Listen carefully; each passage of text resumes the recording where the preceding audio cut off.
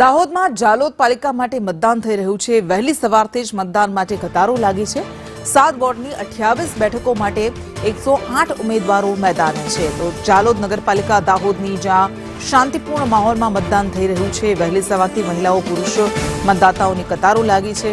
મતદાન મથક પર પ્રાથમિક સુવિધાઓના અભાવને લઈને જો કે લોકો પરેશાન છે। વ્હીલચેરના અભાવને કારણે મતદાતા અને મતદાતાઓમાં મુશ્કેલી જોવા મળી રહી છે।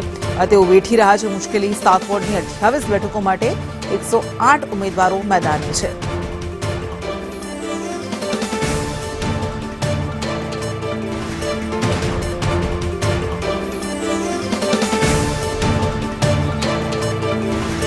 દ્રશ્યો અમે આપને બતાવી રહ્યા છીએ। દાહોદમાં જાલોદ પાલિકા માટે પણ મતદાન થઈ રહ્યું છે। વહેલી સવારથી જ લોકો, રવિવારનો દિવસ છે અને પરિણામે વહેલી સવારથી જ લોકો મતદાન કરવા માટે પહોંચી રહ્યા છે। મહિલાઓ પુરુષો કતારો લગાવી રહી છે મહિલાઓ મતદાન માટે અને ખાસો ઉત્સાહ જોવા મળી રહ્યો છે। 28 બેઠકો છે 7 વોર્ડની અને તેના માટે 108 ઉમેદવારોનું ભાવિ આજે આ મતદાતાઓ ઈવીએમમાં કેદ કરશે। વહેલી સવારથી જ કતારો લાગી છે, પરંતુ પ્રાથમિક સુવિધાઓના અભાવને કારણે મતદાતાઓ પરેશાન પણ છે। વ્હીલચેરની સુવિધા નથી, બાંકડાની સુવિધા નથી અને પરિણામે વૃદ્ધ લોકો ત્યાં આવે તો તેમને અત્યારે મુશ્કેલી પડી રહી છે।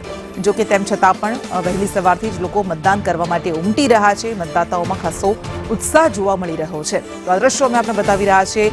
66 નગરપાલિકા માટે આજે વહેલી સવારથી જ મતદાન થઈ રહ્યું છે। ક્યાંક નિરસ્તા જોવા મળી રહી છે, કાગડા ઉડી રહ્યા છે મતદાન બૂથો પર, તો ક્યાંક કતારો પણ જોવા મળી રહી છે। લાંબી લાંબી કતારો લાગી રહી છે। ક્યાંક વૃદ્ધો પણ મતદાન કરવા માટે આવી રહ્યા છે, પહોંચી રહ્યા છે અને એ સંદેશ આપી રહ્યા છે કે યુવાનો પણ મોટી સંખ્યામાં આવે અને મતદાન કરે। દાહોદ જાલોદ પાલિકામાં વહેલી સવારથી જ મતદાન માટે મતદાતાઓ ઉમટી રહ્યા છે।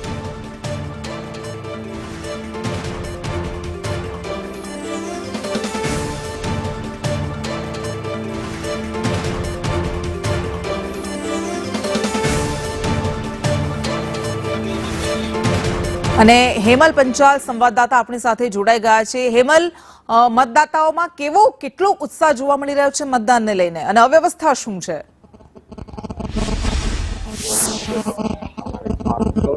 ચોક્કસથી વાત કરીએ કૃષ્ણા, આજે દાહોદ જિલ્લાની અંદર પણ સ્થાનિક સ્વરાજની ચૂંટણી છે। તેની અંદર 2 નગરપાલિકા છે, 7 તાલુકા પંચાયત સીટની જે પેટા ચૂંટણી છે અને એક જિલ્લા પંચાયતની જે સીટ છે તેની ચૂંટણી યોજાવી છે। તેની અંદર દેવગઢ બારિયા તાલુકાની જે પીપલોદ બેઠક હતી તે બિનહરીફ થવા પામી છે। આપ જે મારી પાસેના જે દ્રશ્ય બતાવવા માંગીએ, હાલ હું છું કે દેવગઢ બારિયાનો વિસ્તાર છે, આ મોતીપુરા જે સ્કૂલ છે ત્યાંનો વિસ્તાર છે।